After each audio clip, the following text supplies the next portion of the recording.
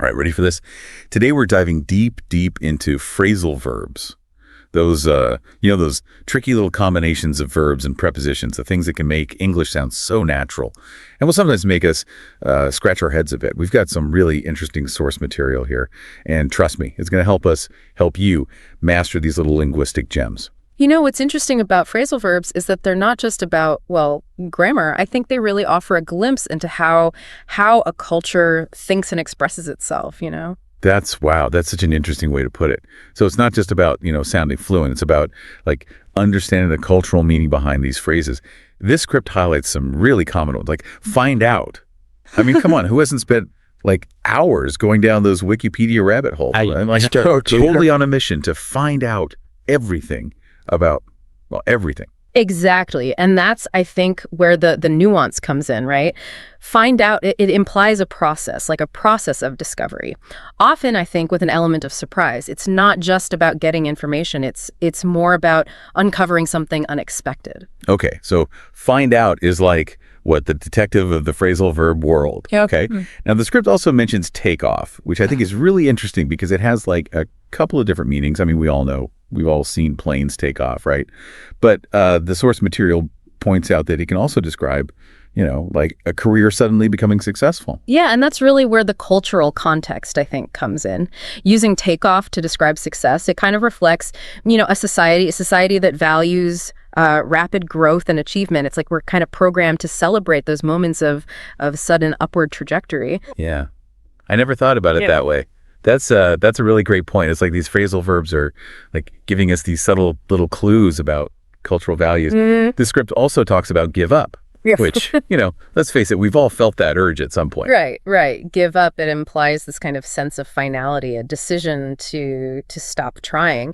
But the interesting thing is, even though it's often seen as negative, there are times when giving up can actually be strategic. A way to kind of refocus your energy on something more worthwhile. That's an interesting way to look at it. So it's not always about blindly pushing forward. Sometimes it's about knowing when it's time to change course.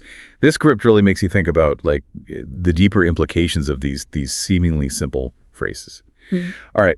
Let's move on to one that I think we probably use all the time, and that's look after. It seems, pretty straightforward, but are there any hidden depths to this phrasal verb? Well, look after, I think it implies more than just taking care of something. It suggests, a sense of responsibility, maybe even protectiveness. You wouldn't really say you're looking after a coffee cup, but you would say you're looking after a child or, or a pet. It's about caring for something that's vulnerable and needs your attention. I see. So it's look after adds this extra layer of emotional connection, right? It's not just about the task, it's about the relationship. Okay. Now I'm curious about this one. The script mentions, I think everyone can relate to, and that's look forward to. Mm-hmm. I mean, who doesn't love that feeling of anticipation for something good, right? Yeah. Something good on the horizon. Right. Look forward to. It just perfectly captures that feeling of positive expectation. It's about focusing on the future, with excitement and hope. And it's interesting how this phrasal verb, it kind of suggests this active engagement with time. Mm-hmm. We're not just passively waiting. We're actively anticipating it, letting it shape our present experience. Yeah, that's so true. It's like look forward to. It gives permission to, savor that anticipation, let that excitement build. Speaking of anticipation, I'm curious to hear more about this one. Put off. Let's be honest, this one hits a little too close to home sometimes. Yeah, put off. I mean, it's the ultimate procrastination verb, right? It's about delaying something, usually because it's unpleasant or we just don't feel like dealing with it. But what's interesting, I think, is how this simple phrase, it captures a very human tendency, right. That tendency to avoid discomfort, even if it means more stress for us down the road. Oh, tell me about it. I am the queen of putting things off. But seriously, you're right. It's it exposes this little flaw in our human nature. Okay, let's switch gears a little bit here and talk about another common phrasal verb, run out of. I'm sure we've all had those panic moments when we realize we've run out of something essential. Absolutely. Run out of it signifies depletion, the complete absence of something. And it often carries this sense of urgency, especially when it's something we rely on, food or fuel or or even coffee. It triggers that primal fear of scarcity, Yeah. reminding us that we're dependent on those external resources. It's like run out of taps into this like this deep-seated fear of being without. And speaking of being without, sometimes we just have to call off those plans and recharge, right? Right. Call off. It's a decisive act of cancellation. It suggests that something has prevented us from following through. And I think it's interesting how this phrasal verb, it kind of acknowledges the importance of flexibility, the need to adapt to changing circumstances. Yeah. It's like call off gives us permission to prioritize our well-being, to recognize that sometimes it's okay to step back, you know, and change course.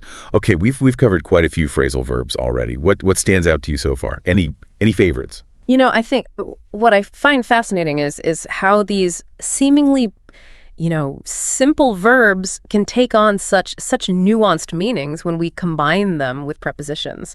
It's like they unlock this whole new level of expression, I think, in English. Totally. And the best part is we've got even more to unpack. We're just getting started, folks. Stay tuned for part 2 of our deep dive into the world of phrasal verbs, where we'll explore even more of these linguistic gems and discover how they can help us navigate the complexities of language and culture. And it's not even just about individual words. It's about how these phrasal verbs, like how they fit into our everyday conversations, reflect our social dynamics. Right. Like bring up. Our source material uses the example of like bringing up an idea in a meeting, right? But imagine you're in that meeting and you've got this brilliant idea you want to share. How do you just casually bring it up without sounding too forceful or too timid? Yeah, bring up. It's all about like navigating that delicate balance. It suggests, introducing a topic thoughtfully, inviting others to kind of engage. It's not about dominating the discussion.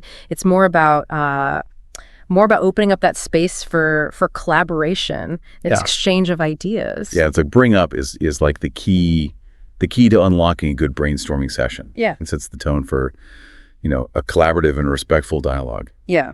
Okay, so we've got bring up for introducing ideas. This script also mentions get along, which, let's be honest, is crucial for surviving in pretty much any social setting, right? Whether it's work or school or even just hanging out with friends. Right. Get along. It highlights the importance of social harmony, right? It's about finding common ground, even when there are differences of opinion. It's about respecting boundaries, being considerate of others' needs, and cultivating, that positive and supportive atmosphere. So it's not just about like avoiding conflict. It's about actually creating that positive and productive environment. Get along is like the glue, the social glue that holds everything together. Okay, so we've got bring up for introducing topics, get along for creating that harmonious environment. But what about those times when things get tough? Yeah. And we need to power through. That's where carry on comes in, right? It's a phrasal verb. It really embodies that resilience, that determination. The source material even mentions how carry on. It took on a particularly poignant meaning during times of war, hardship. It became this rallying cry, like a testament to the human spirit, the ability to endure and to overcome adversity. It's like carry on is like a verbal salute to the strength of the human spirit. Yeah. This script talks about how its meaning evolved over time, becoming this powerful symbol of perseverance. Yeah. It's not just about, continuing a task. It's about pushing through those challenges, with grit and grace. And sometimes carrying on means having to catch up, if we've fallen behind. Yeah. Or like the script mentions, maybe you've missed a few classes or got sidetracked on a project. What's the nuance behind catch up? Yeah, catch up, it implies this conscious effort to make up for lost time or progress. It acknowledges that we may stumble, we may fall behind, but it also emphasizes, that importance of taking responsibility, putting in the extra work, to get back on track. So catch up is like a reminder that it's okay to make mistakes, to have those setbacks, as long as we're willing to learn from them and put in the effort to get back on course. Now let's talk about one that can be a bit of a chameleon, and that is workout. This source material points out that it has multiple meanings depending on the context. Yeah, workout. It's fascinating because, it really reflects our multifaceted nature, right? On the one hand, it refers to physical exercise, that act of pushing our bodies to their limits. But on the other hand, it can mean to solve a problem, Yeah. or to find a solution, which involves exercising our minds, right? Ah. It's a testament to our capacity for both physical and mental exertion. It's like workout embodies this duality of human effort, right? That ability to strive for both physical and mental excellence. I love how this script highlights like those subtle connections between these seemingly unrelated concepts. Yeah, and it's those connections, I think, that really enrich our understanding of language and culture. They reveal, those underlying patterns of thought and behavior that shape how we communicate. Exactly. It's like phrasal verbs are giving us these little glimpses into the human experience. Yeah. Now, the script also talks about turn down, which I think we've all had to do at some point, right? Whether it's declining an invitation or rejecting an offer, Right. Or even just saying no to that extra slice of cake. Right. Turn down. It's about asserting our boundaries, making choices that align with our value and our priorities, right? It's about recognizing that we have that right to say no, even when it's difficult. That's such an important point. It's like turn down. It empowers us. Empowers us to make those conscious choices, to protect our time and our energy. And sometimes, turning something down, it can actually open up new possibilities that we wouldn't have considered otherwise. Absolutely. It's about recognizing that, saying no to one thing, it can create space for something even better to come into our lives. Okay, we've covered a lot of ground here. We've talked about bring up for introducing ideas, get along for fostering harmony, carry on for embodying resilience, catch up for making up for lost time, work out for pushing our limits, and turn down for asserting our boundaries. It's amazing how these simple combinations of verbs and prepositions can pack so much meaning and nuance, And it's that nuance, I think, that makes language so powerful and fascinating. Phrasal verbs, they allow us to express ourselves with precision, to convey those subtle shades of meaning that go beyond the literal definitions of words. It's like phrasal verbs are the secret code to unlocking fluency and cultural understanding. They add that extra layer of depth and sophistication to our communication. But we're not done yet. Stay tuned for part 3 of our deep dive, where we'll wrap things up and explore how these insights can help you master the art of using phrasal verbs. It's like, phrasal verbs, they're the secret ingredient to making your English sound more natural and engaging, right? They add that extra flavor. And that complexity, I think, that takes your communication to the next level. Yeah, and just like with any recipe, the key is to use the right ingredients in the right proportions, right?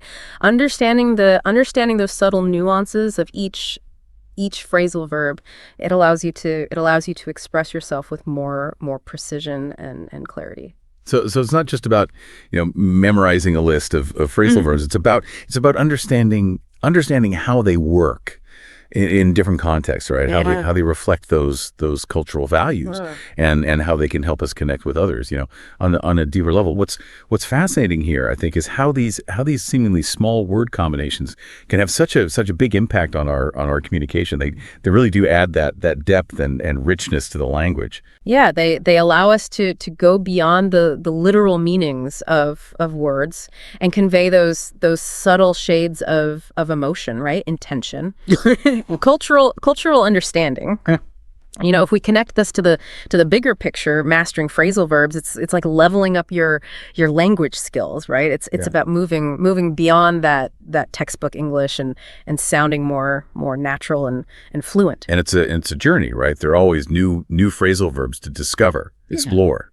Adding even more depth and richness to your vocabulary. Okay, as we wrap up this deep dive, I want to leave you with this thought-provoking question. What are some other phrasal verbs that you use frequently, and how do they add color and nuance to your language? Think about those phrasal verbs that come naturally to you, the ones that make you sound like a true English speaker. Embrace them, explore them, and let them empower your communication. And hey, if you stumble across any particularly interesting ones, we'd love to hear about them. Keep the conversation going. Keep exploring and keep those phrasal verbs flowing until next time. All right, so let's dive into some really practical stuff today. Okay. Essential English words. If you're trying to really nail those everyday conversations, and we're going beyond the basics here, our source material is this lesson plan on 100 essential words. It's nicely organized by theme. Structure is so helpful. Yeah. It's like having a roadmap, instead of just a pile of words. Exactly. Yeah. So our mission is to pick out the most impactful words from each of these categories. Okay. Think of it as a greatest hits playlist for your English conversation skills. Okay. I like that. I'm curious to see which words you think pack the biggest punch. Well, let's start with the greetings and basics section. Okay. You might think these are simple, Right. but there's more to them than meets the eye. Okay. Yeah. Take please and thank you, for example. Sure, they're polite, but they go way deeper than that. They're like social lubricants, smoothing out interactions and showing respect, regardless of culture. It's fascinating how such small words can carry so much weight in building relationships. I've noticed that in some cultures, using please frequently can even imply a greater level of formality. Absolutely. It's not just about the words themselves, but how they're used within a specific cultural context. Yeah. It's a reminder that language is always more than just a literal translation. Speaking of navigating social situations, Yeah. our next category is shopping words. Okay. This one is all about mastering those marketplace interactions. And it's about more than just getting the best price. Oh, right. Think about words like cheap versus inexpensive. Okay. Cheap might save you money, but it can also imply lower quality. Yeah. Inexpensive suggests you're getting good value without sacrificing quality. That's a subtle but important distinction. Right. The words we choose can really shape a buyer's perception, can't they? They absolutely can. Yeah. Language has a powerful influence on how we view products and services. Okay, let's move on from the marketplace to something a little more appetizing. Food and restaurants. I'm always curious about how language plays a role in our culinary experiences. This section is all about communicating your needs clearly, Yeah. which is crucial when trying new cuisines or dealing with dietary restrictions. Words like vegetarian and spicy are essential for navigating menus and ensuring a pleasant dining experience. Yeah, it's funny because spicy can be so subjective. Oh, yeah, What's mild for one person might be fiery for another. definitely. I once had a friend who ordered a dish labeled mildly spicy Uh-huh. and ended up sweating and gasping for water. Oh, I can relate. Yeah. I think there's a whole deep dive we could do just on the cultural variations of what constitutes spicy, but for now, let's stick to the essential words. That's a good point. Yeah. We don't want to get too sidetracked. Now, Speaking of navigating new experiences, let's move on to travel and directions. okay. I have a feeling you might have some insights on this one. Oh, this section really highlights the importance of prepositions. Words like near, far, straight, turn. They're the backbone of giving and understanding directions. Mastering these can make you a much more confident traveler. Absolutely.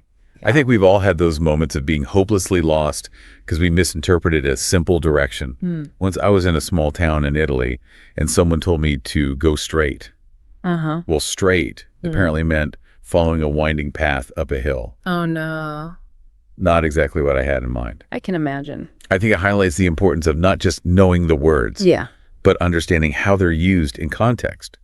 What's straight in one place might be a winding path in another. Absolutely. Context is everything. Yeah, that's a great reminder to be flexible and open to different interpretations when traveling. Yeah. All right, let's shift gears from physical journeys Okay. to the everyday journeys we all take. Our next category is daily activities. This section is packed with verbs reflecting how much of our lives we express through simple present tense actions: wake up, sleep, work, study. It's almost like a linguistic snapshot of our routines. It's fascinating how even the most mundane activities become part of the fabric of our conversations. Yeah. It's these small everyday verbs that really connect us, isn't it? Absolutely. Language reflects the common ground of human experience, Yeah. even in its simplest forms. Okay, ready to explore something a little more subjective. All right, let's do it. Let's wrap up part one with feelings and descriptions. I'm curious to see how these words translate across cultures. This section is interesting because it delves into those intangible subjective experiences. Words like happy, sad, angry, excited. While these emotions are universal, the way we express and perceive them can be incredibly diverse. For example, in some cultures, expressing anger openly is considered inappropriate, while in others, it's seen as a healthy way to communicate. It makes you wonder if there are any truly universal happy or sad words, or if they're all shaped by our cultural backgrounds. That's a great question. Yeah. It speaks to the intricate connection between language, culture, and emotion. All right, let's take a pause here and reflect on what we've uncovered so far.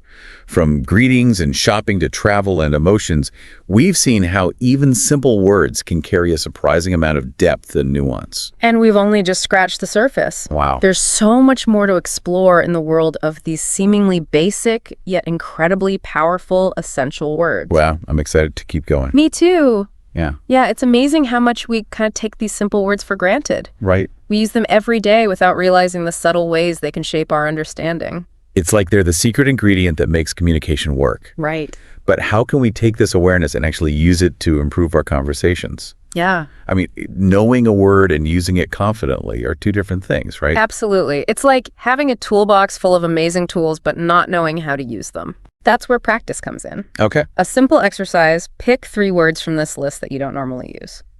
Okay, I like that. 3 words. Make it a challenge. Make it a challenge. Exactly. Try to weave them into your conversations this week. See how they fit how people react. It's like a little linguistic experiment. And I bet you start noticing those words more when others use them too. Yeah. It's like when you learn a new word, you suddenly see it everywhere. That's your brain making connections. Yeah. Another tip, don't just memorize the words in isolation. Create your own sentences, even if they're silly. So instead of just discount, I could say, I tried to get a discount on a talking parrot, but the shopkeeper wasn't having it. Perfect. The more ridiculous, the more memorable, right? Yeah. But beyond personal practice, what about that feeling of being surrounded by English? How important is that? You mean like immersion? Hmm. I've heard that's crucial, but it can be tough to create that environment if you're not living in an English-speaking country. True, but there are ways. Movies, TV shows, even music, they all count. And don't just passively watch, try to pick out those essential words, see how they're used in different contexts. It's like tuning your entertainment into a language lesson. Exactly. But let's be honest, it's easy to get stuck in our own bubble. How important is getting feedback from others, especially native speakers? Feedback is gold. It's like having a personal coach pointing out your blind spots. Don't be shy about asking for corrections or suggestions. Find a language partner, a tutor, or even just a friend who's willing to help. Because let's face it, making mistakes is part of the learning process. It can be frustrating, but it's how we grow. Couldn't agree more. It's about celebrating those aha moments, not getting hung up on perfection. So we've covered a lot of practical tips, practice immersion feedback, but learning a language can be an emotional roller coaster too. Any advice on staying motivated when it feels overwhelming? Motivation is key. Remember why you started learning English in the first place. What are your goals? Focus on those and celebrate every step you take towards them, no matter how small. It's like giving yourself a high five for every step forward, no matter how small. Exactly. And it's about finding joy in the process, right? Not turning it into a chore. Absolutely. If you're not enjoying it, you're less likely to stick with it. Find ways to make learning fun, whether it's through games, music, or connecting with other learners.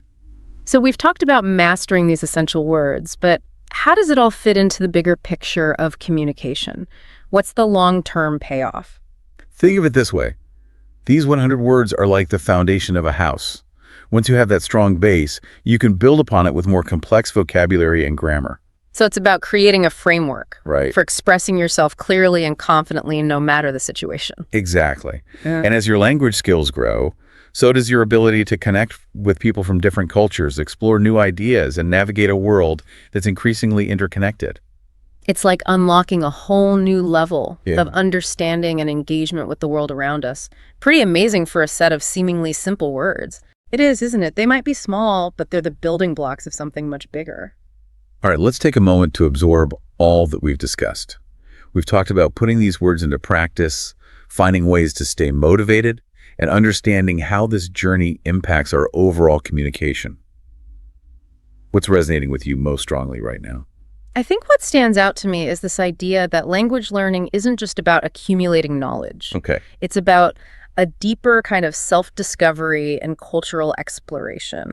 It's about realizing that the way we use language shapes our understanding of the world and ourselves. That's a powerful thought. Yeah. It's not just about learning words. It's about expanding our perspectives and connecting with something larger than ourselves. Exactly. Yeah. And that's what makes it so exciting. Every new word, every conversation is an opportunity for growth and understanding. So from these foundational words to the broader impact of language learning, we've covered a lot of ground. Now, I want to shift gears a bit. We've talked about communication in a general sense, but what about the art of storytelling? How do these essential words play a role in crafting compelling narratives? That's an interesting angle. It's easy to overlook, but these simple words are the very building blocks of stories. We use them to describe characters, settings, actions, emotions, all the elements that bring a narrative to life. It's like a writer's palette, mixing and matching these essential colors to create a vivid picture. Yeah. Even with a limited vocabulary, you can still tell a powerful story. Absolutely. Think of those classic fairy tales that have been passed down for generations. They often rely on simple language, yet they convey profound messages that resonate across cultures. Like Little Red Riding Hood, right? Wolf Wood's grandmother basket. Such Yeah. simple words, Right. but woven together, they create a tale that's both timeless and captivating. Exactly. It demonstrates the power of storytelling to transcend language barriers and connect with us on a fundamental human level. But storytelling isn't just about fairy tales, is it? No. It's something we do every day, whether we're sharing anecdotes with friends or presenting ideas at work. You're right. Storytelling is woven into the fabric of our lives. It's how we make sense of the world, connect with others, and share our experiences. And the words we choose, even these seemingly simple, essential words, have the power to shape those stories and influence how they're received. Absolutely. The right word can evoke a specific emotion, create a vivid image, or draw your listener in. So we've established that these essential words are crucial for storytelling. But I'm curious about the influence of culture on narrative. Do different cultures approach storytelling in distinct ways? Culture plays a huge role in how stories are told and interpreted. Every culture has its own unique traditions, values, and beliefs, and these are reflected in their storytelling styles. So it's not just about the words themselves, but the cultural context surrounding those words. Precisely. What might be considered a humorous anecdote in one culture could be perceived as offensive or inappropriate in another. It highlights the importance of cultural sensitivity and understanding, especially when engaging with stories from different parts of the world. Absolutely. It's about respecting those differences and appreciating the diversity of human expression. Okay, so we've talked about the essential words of storytelling and the influence of culture, but what about the role of personal experience? Yeah. How do our individual journeys shape the stories we tell? Our personal experiences are the raw materials of our stories. They provide the emotions, the insights, the unique perspectives that make our narrative authentic and relatable. It's like each of us carries a library of stories within us waiting to be shared. Right. And as we learn and grow, those stories evolve and take on new meaning. Exactly. Our stories are constantly being shaped and reshaped by our interactions with the world. So from fairy tales to personal anecdotes, we've seen how these essential words form the foundation of storytelling. But what about the role of imagination?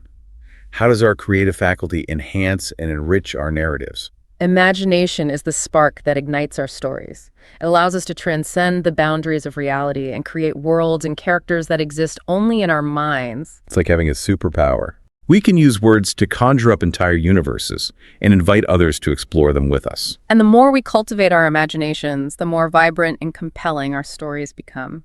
Okay, so we've explored the role of essential words in storytelling, examining the influence of culture, personal experience, and imagination. But how does engaging with stories, whether reading them or creating them, impact our understanding of the world and ourselves? Storytelling is a powerful tool for fostering empathy and understanding. When we step into the shoes of characters and experience the world through their eyes, we develop a deeper appreciation for different perspectives. It's like a bridge that connects us to the hearts and minds of others, even those who might seem very different from ourselves. Exactly. Through stories, we can explore complex themes, challenge our assumptions, and expand our capacity for compassion. Now that's a powerful takeaway. As we wrap up this segment of our deep dive, what final thoughts would you like to share about the profound connection between essential words and the art of storytelling? Remember, storytelling is a fundamental human impulse. It's how we connect, share knowledge, and make sense of the world around us. Even with a limited vocabulary, you can weave compelling narratives that resonate with others. Embrace the power of storytelling and let your voice be heard. That's a beautiful message. Yeah. It's a reminder that we're all storytellers at heart, and that language, even in its simplest forms, is a powerful tool for connecting with others and sharing our experiences. Precisely. And as we continue our journey of language learning, we're not just expanding our vocabulary, we're expanding our capacity for understanding empathy and connection.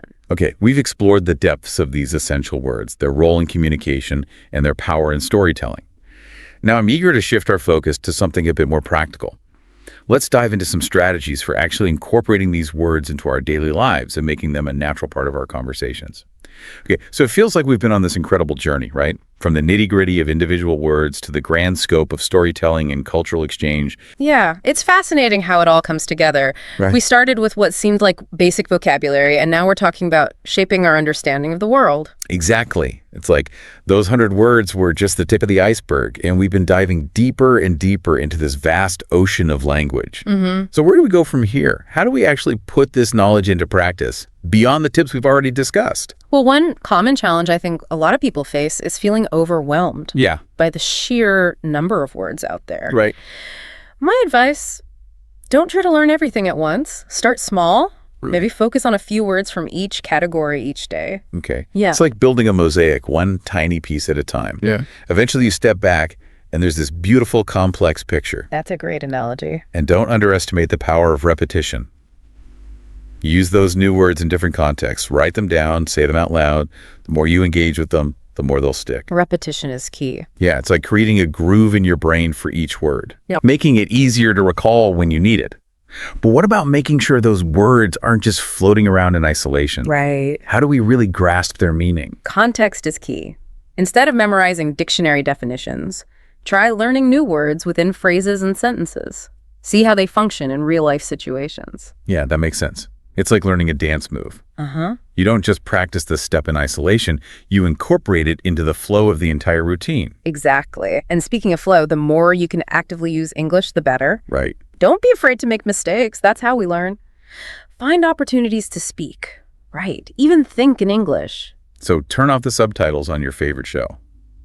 Maybe try journaling in English, even if it's just a few sentences at first. Challenge yourself, but of course it helps to have guidance along the way, right? Absolutely. Feedback is crucial. Find a language partner, a tutor, or even just a friend who can offer corrections and suggestions. It's like having an extra set of eyes and ears to help you fine-tune your skills. Because let's face it, sometimes we get so caught up in our own heads that we don't see the areas where we need to improve. But even with all the tips and strategies, language learning can be tough, especially when you hit those inevitable plateaus. How do we stay motivated? You know, motivation is key. Remember why you started learning English in the first place. What are your goals? Focus on those and celebrate every step you take towards them, no matter how small. Yeah, because it's easy to get discouraged, right? Especially when you compare yourself to others who seem to be progressing faster. Comparison is the thief of joy, as they say. Focus on your own progress and find ways to make the learning process enjoyable for yourself. So find those methods that resonate with you, whether it's watching movies, listening to music, or connecting with other learners online. Make it fun, and you're more likely to stick with it. And it's all worth it in the end, right? Yeah. What's the ultimate payoff of dedicating ourselves to mastering English? Well, on a practical level, English fluency opens doors to a wider world travel career, opportunities, access to information and resources. But beyond that, it's about expanding your horizons, connecting with people from different cultures, and developing a deeper understanding of the world around you. It's like you're not just learning a language, you're learning how to see the world through new eyes. Precisely. Okay. And that's a gift that keeps on giving. So we've covered a lot of ground today, from those initial 100 words to strategies for achieving fluency and understanding the transformative power of language. As we wrap up this episode, what's your final takeaway for our listeners? Remember that language learning is a journey, not a destination. It's about embracing the challenges, celebrating the victories, and never losing sight of the joy of discovery. Beautifully said. And even though our deep dive is ending, I hope this sparks a lifelong passion for exploring the wonders of the English language. It's been a pleasure diving into this with you. The pleasure was all mine. To everyone listening, thank you for joining us and happy learning.